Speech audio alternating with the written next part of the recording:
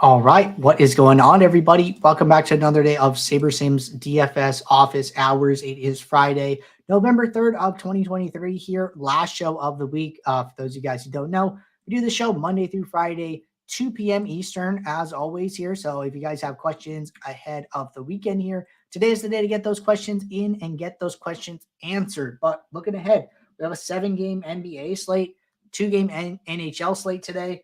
We have a 14-fight MMA card on Saturday. We have college football on Saturday. And then we have NFL on Sunday, getting started early with the game in Germany. But for those of you who are new here, welcome. My name is Andrew, one of the coaches over here at SaberSim. This is a show where we go over how to use the SaberSim app, answer any and all DFS-related questions. You get your questions in one of three ways here. First off, send us an email, support@sabersim.com. Second off, post it live in the YouTube chat. Third way, post it in the office hours channel in our Discord server. If you're not in our Discord, want to get access to that channel, there is a link in the description of this video. You get access to our similar channels, super important during NBA season. The office hours channel, you can ask questions ahead of time. Support channel, as well as the release notes channel and the individual sport channels. You can ask sport-specific questions, get access to other members of the SaberSim team. They're always in there trying to help people out. We have a lot of sharp members in the community also trying to help people out. But with that said, week 9 NFL is upon us here. So I want to remind you guys,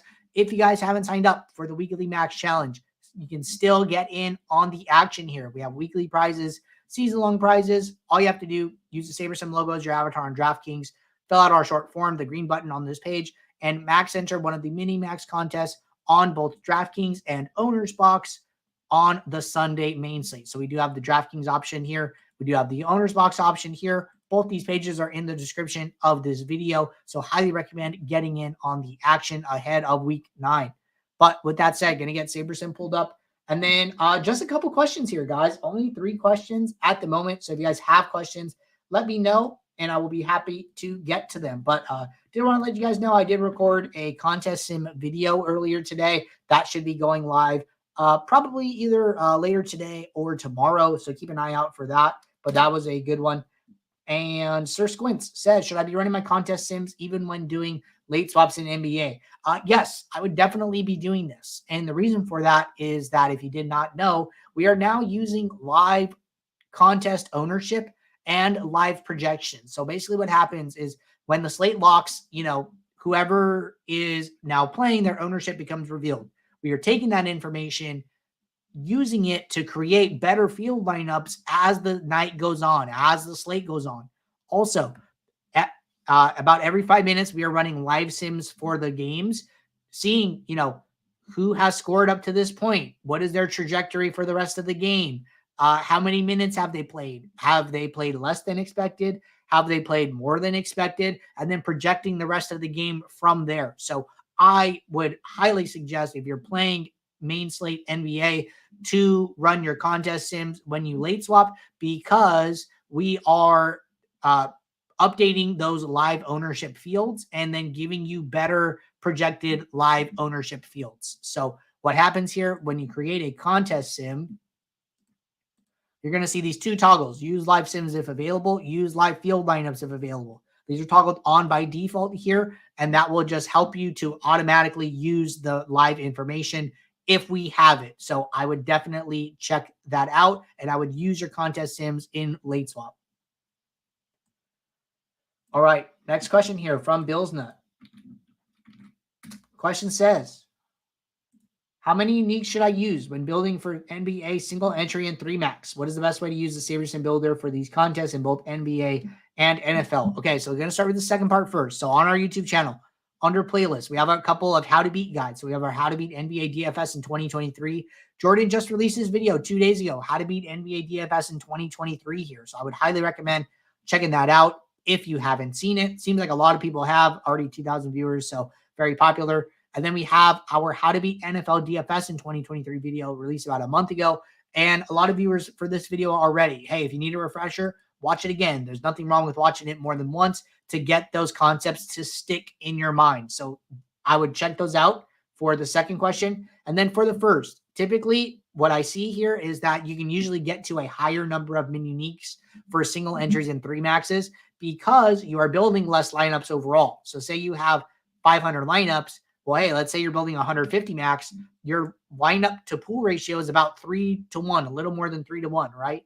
Well, when you are building single entries and 3 maxes, maybe you only need 10 lineups. You have a pool of 500.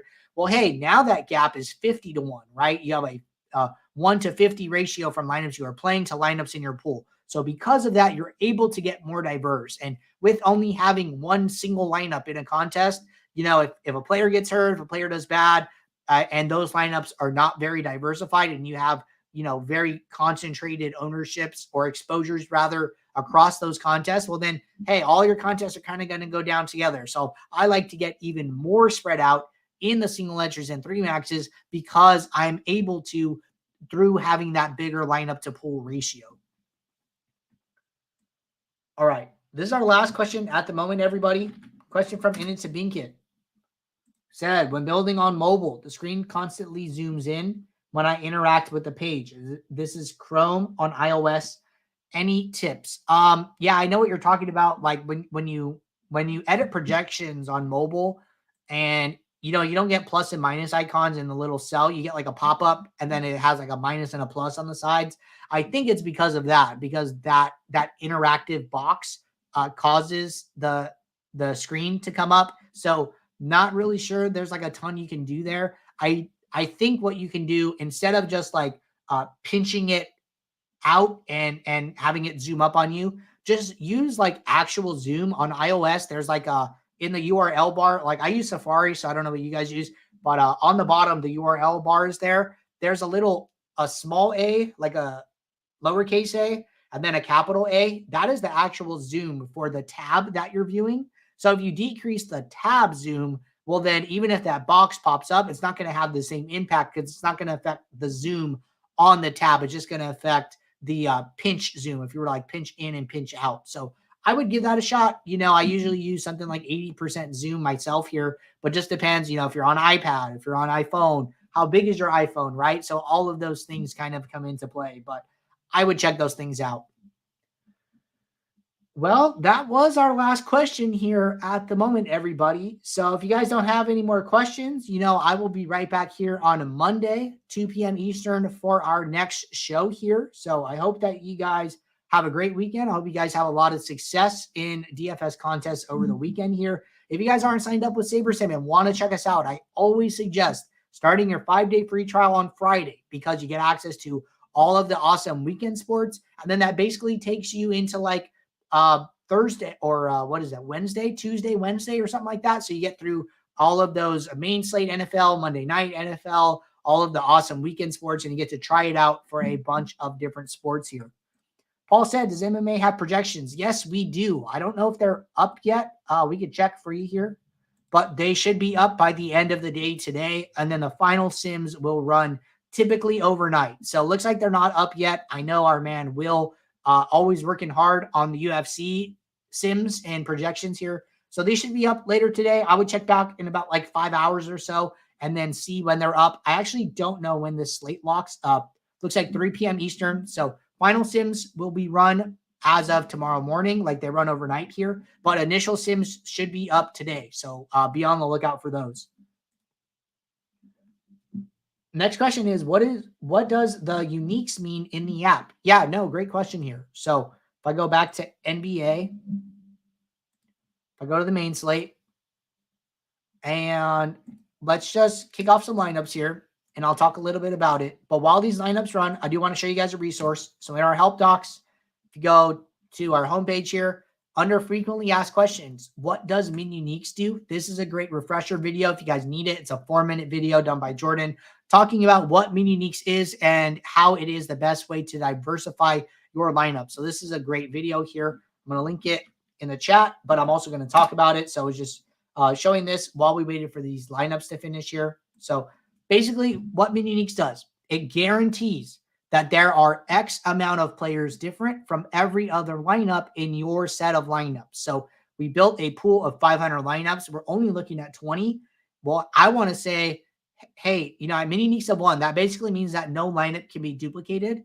But if I set min uniques to a bigger number, how many players? 4, 5, 6, 7, 8. There's 8 players in this lineup. So when I say 4, min uniques of 4, what I'm telling the builder is I want every lineup I'm going to play to have at least 4 players different from every other lineup. So then what it does, and then it goes in the pool, says, okay, well, hey, if you want to do that, I have to go, instead of playing lineups 1 through 20, I have to go all the way down to lineup 164, skipping lineups along the way to find lineups that are that differentiated. So what you are doing is you are basically trading EV of the lineups, or either sim ROI of the lineups if you're using contest sims, for diversification to smooth out your variance over time here. So I think it's a great trade-off. We talk a lot about it, but using mini uniques is a great way to try and have portfolios and exposures that are not as concentrated as SaberSim would rather you play. So if you had infinite bankroll, infinite amount of time to play, playing the highest ROI lineups at mini uniques of 1 would be great. But unfortunately, not most of us have that, right? So we're all working within bankroll constraints here. So at least 99.9% of DFS players. So it's good to try and smooth out that variance when you can. So that is why I would suggest using mini uniques as part of your process. Remember, it is a tool that you can use. It is not something that you have to use. So it is there for your benefit if you choose to use it. All right. That was our last question. Appreciate you guys. As always, we'll be right back here Monday for our next show. So until then, take care. Good luck. I will see you all. Thanks. Bye.